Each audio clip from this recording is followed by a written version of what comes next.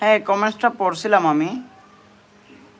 বলে সমস্ত মেয়ে ছেলেরা লাইভে আছে, আর বাটপাররা ছেলেরা হচ্ছে বসে আছে। হ্যাঁ, এটাই তো এটা তো সত্যি কথা।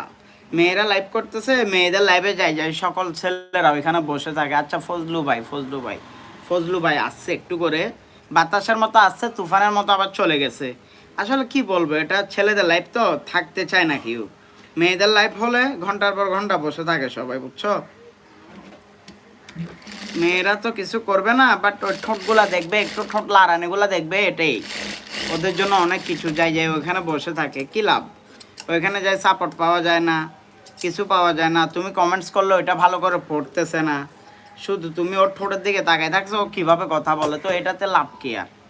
বুঝছো? আসলে আমরা ছেলেরা খারাপ, মেয়েদের দোষ দিয়ে লাভ নাই। তো ওরা তো লাইভ করতেছে, তোমরা যাই ওইখানে বসে থাকলে ওরা কি বলছে সবাই আসে আমার লাইভে বসে থাকো? তোমরাই ওই মেয়েদের লোভে যাই লাইভে বসে